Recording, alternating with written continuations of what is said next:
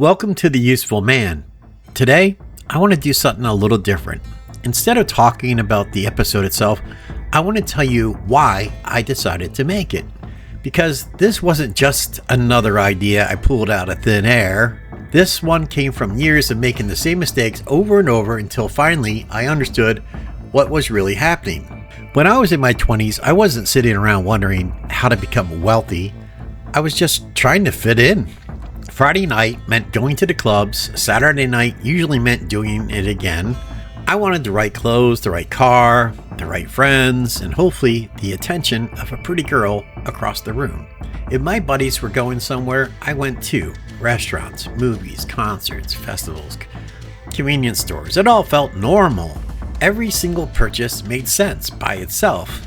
Looking back, I wasn't really spending money on clothes or restaurants. I was spending money trying to belong. I wanted to fit in. I wanted to feel accepted. I wanted to feel like I was part of the group instead of standing on the outside looking in. When you're young, that's a powerful feeling. Your friends are your world. Those are the people you laugh with, make memories with, tell your secrets to, and go on adventures with. Nobody wants to feel like the outsider. I sure didn't. The problem was payday would come on Friday, and by Tuesday, I'd be wondering where my money went. I wasn't buying yachts. I wasn't buying expensive vacations. I was bleeding to death one little purchase at a time.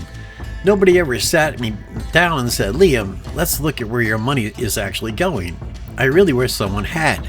Not a financial guru, not someone talking about making $1 million.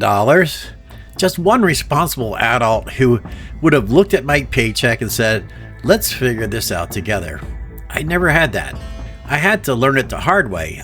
I made mistakes. I bought vehicles I couldn't really afford. I carried debt longer than I should have. I worried about bills while trying to look like everything else was fine around my friends. I spent too much time trying to fit in and not enough time building a life I could actually afford. Looking back now, I realize I was the only one. There are millions of people out there working hard every day who honestly don't understand why they're always broke. Nobody taught them. They're not lazy, they're not stupid, they just live in the way everyone around them lives. That's one of the reasons I started writing my field manuals. I realized that if I struggled through something, chances are somebody else was struggling with it too. I'm not trying to impress you with complicated financial language. If I have to stop every other sentence to figure out what a word means, I'm not learning anything. I've already mentally checked out. I don't need someone to sound smarter than me. I need someone to explain it in a way I can actually use it. I'm trying to explain life the way I wish somebody had explained it to me. Plain English, real situations, real numbers, real mistakes, because I lived them.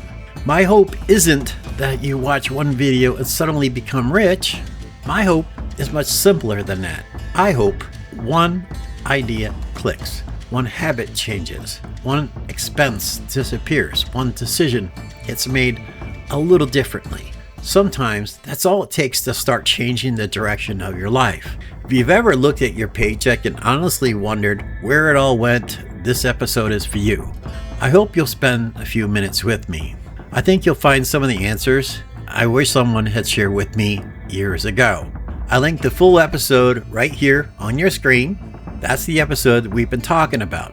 If you're looking for some practical, real-world answers, I think it's worth your time. I'll see you over there.